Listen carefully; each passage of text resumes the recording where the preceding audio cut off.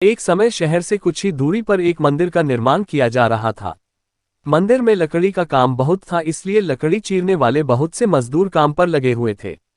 यहाँ वहाँ लकड़ी के लट्टे पड़े हुए थे और लट्टे व शहतीर चीरने का काम चल रहा था। सारे मजदूरों को दोपहर का भोजन करने के लिए शहर जाना पड़ता था, इसलिए दोपहर के समय 1 घंटे तक वहाँ कोई नहीं होता था। एक दिन खाने का समय हुआ तो सारे मजदूर काम छोड़कर चल दिए। एक लट्टा आधा चिरा रह गया था, आधे चिरे लट्टे में मजदूर लकड़ी का कीला फंसाकर चले गए। ऐसा करने से दोबारा आरी घुसाने में आसानी रहती है। तभी वहां बंदरों का एक दल उछलता कूदता आया। उनमें एक शरारती बंदर भी था, जो बिना मतलब चीजों से छेड़छाड़ करता रहता था। पंगे लेना उसकी आदत थी। बंदरों के सरदार ने सबको वहां पड़ी चीजों से छेड़छाड़ न करने का आदेश दिया। सारे बंदर पेड़ों की ओर चल दिए, पर वह शैतान बंदर सबकी नजर बचाकर पीछे रह गया और लगा रंगेबाजी करने। उसकी नजर अधरे लट्टे पर पड़ी, बस वह उसी पर पिल पड़ा और बीच में अड़ाए गए कीले को देखने लगा। फिर उसने पास पड़ी आरी को देखा, उसे उठाकर लकड़ी पर रगड़ने लगा। उससे किर्रर किर्रर की आवाज निकलने लगी तो उसने गुस्से से आरी पटक दी। उन बंदरों की भाषा में किर्रर किर्रर का अर्थ निखट था। वह दोबारा लट्टे के बीच फंसे कीले को देखने लगा। उसके दिमाग में कौतूहल होने लगा कि इस कीले को लट्टे के बीच में से निकाल दिया जाए तो क्या होगा। अब वह कीले को पकड़कर उसे बाहर निकालने के लिए जोर आजमाइश करने लगा। लट्टे के बीच फंसाया गया कीला तो दो पाटों के बीच बहुत मजबूती से जकड़ा गया होता है, क्योंकि लट्टे के दो पाट बहुत मजबूत स्प्रिंग वाले क्लिप की तरह उसे दबाए रहते हैं। बंदर खूब जोर लगाकर उसे हिलाने की कोशिश करने लगा। कीला जोर लगाने पर हिलने व खिसकने लगा तो बंदर अपनी शक्ति पर खुश हो गया। वह और जोर से खौ खौ करता कीला सरकाने लगा। इस धींगा मुश्ती के बीच बंदर की पूंछ दो पाटों के बीच आ गई थी, जिसका उसे पता ही नहीं लगा। उसने उत्साहित होकर एक जोरदार झटका मारा और जैसे ही कीला बाहर खींचा, लट्टे के दो चिरे भाग फटाक से क्लिप की तरह जुड़ गए और बीच में फंस गई बंदर की पूंछ। बंदर चिल्ला उठा। तभी मजदूर वहां लौटे। उन्हें देखते ही बंदर ने भागने के लिए जोर लगाया तो उसकी पूंछ टूट गई। वह चीखता हुआ टूटी पूंछ लेकर भागा। कहानी सुनाकर करटक बोला, इसीलिए कहता हूं कि जिस काम से कोई अर्थ न सिद्ध होता हो, उसे नहीं करना चाहिए। व्यर्थ का काम करने से जान भी जा सकती है। अरे, अब भी पिंगलक जो शिकार करके लाता है, उससे हमें भरपेट भोजन तो मिल ही जाता है, तब बेकार ही झंझट में पड़ने से क्या फायदा। दमनक बोल, तो तुम क्या केवल भोजन के लिए ही जीते हो? यह तो ठीक नहीं। अपना पेट कौन नहीं भर लेता, जीना तो उसका ही उचित है जिसके जीने से और भी अनेक लोगों का जीवन चलता हो। दूसरी बात यह कि शक्ति होते हुए भी जो उसका उपयोग नहीं करता और उसे यूं ही नष्ट होने देता है, उसे भी अंत में अपमानित होना पड़ता है। करटक ने कहा, लेकिन हम दोनों तो ऐसे भी मंत्री पद से च्युत हैं। फिर राजा के बारे में यह सब जानने की चेष्टा करने से क्या लाभ? ऐसी हालत में तो राजा से कुछ कहना भी अपनी हंसी उड़वाना ही होगा। व्यक्ति को अपनी वाणी का उपयोग भी वही करना चाहिए जहां उसके प्रयोग से किसी का कुछ लाभ हो।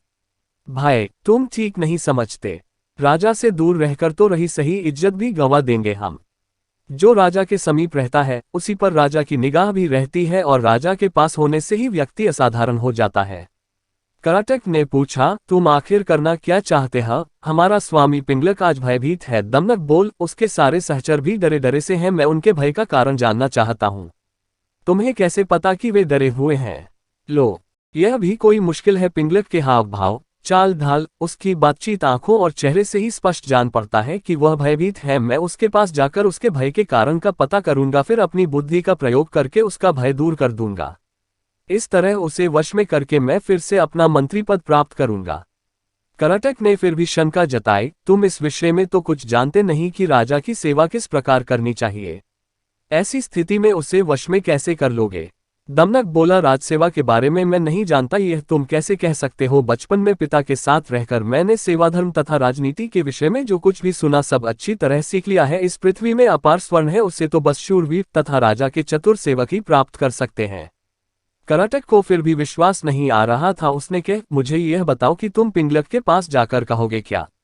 अभी से मैं क्या कहूँ? वार्तालाप के समय तो एक बात से दूसरी बात अपने आप निकलती जाती है। जैसा प्रसंग आएगा वैसी ही बात करूंगा। उचित अनुचित और समय का विचार करके ही जो कहना होगा कहूंगा। पिता की गोद में ही मैंने यह नीति वचन सुना है कि अप्रासंगिक बात कहने वाले को अपमान सहना ही पड़ता है, चाहे वह देवताओं के गुरु बृहस्पति ही क्यों न हो। करटक ने कहा, तो फिर यह भी याद रखना कि शेर, बाघ आदि हिंस्र जंतुओं तथा सर्प जैसे कुटिल जंतुओं से संपन्न पर्वत जिस प्रकार दुर्गम और विषम होते हैं, उसी प्रकार राजा भी क्रूर तथा दुष्ट व्यक्तियों की संगति के कारण बड़े कठोर होते हैं, जल्दी प्रसन्न नहीं होते, और यदि कोई भूल से भी राजा की इच्छा के विरुद्ध कुछ कर दे तो सांप की तरह डसकर उसे नष्ट करते उन्हें देर नहीं लगती। दमनक बोला, आप ठीक कहते हैं। बुद्धिमान व्यक्ति को स्वामी की इच्छा के अनुकूल कार्य करके उसे प्रसन्न करना चाहिए, इसी मंत्र से उसे वश में किया जा सकता है। करटक ने समझ लिया कि दमनक ने मन ही मन पिंगलक से मिलने का दृढ़ निश्चय कर लिया है। वह बोला, ऐसा विचार है तो अवश्य जाओ, बस मेरी एक बात याद रखना कि राजा के पास पहुंचकर हर समय सावधान रहना, तुम्हारे साथ ही मेरा भविष्य भी जुड़ा है, तुम्हारा पथ मंगलमय हो। करटक की अनुमति पाकर दमनक उससे प्रणाम करके पिंगलक से मिलने के लिए चल पड़ा। सुरक्षा के लिए व्यूह के बीचों बीच बैठे पिंगलक ने दूर से ही दमनक को अपनी ओर आते देख लिया।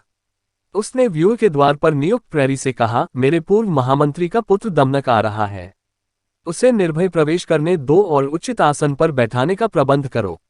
दमनक ने बेरोक टोक पिंगलक के पास पहुंचकर उसे प्रणाम किया, साथ ही उसका संकेत पाकर वह निकट ही दूसरे मंडल में बैठ गया।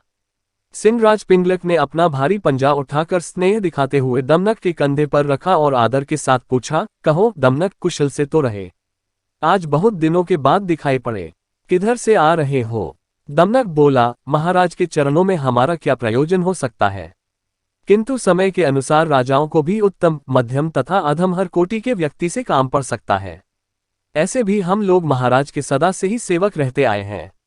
दुर्भाग्य से हमें हमारा पद और अधिकार नहीं मिल पाया है, तो भी हम आपकी सेवा छोड़कर कहाँ जा सकते हैं।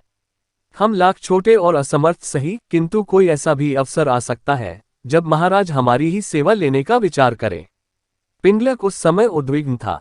बोला, तुम छोटे बड़े या समर्थ असमर्थ की बात छोड़ो दमनक, तुम हमारे मंत्री के पुत्र हो, अतः तुम जो भी कहना चाहते हो निर्भय होकर कहो।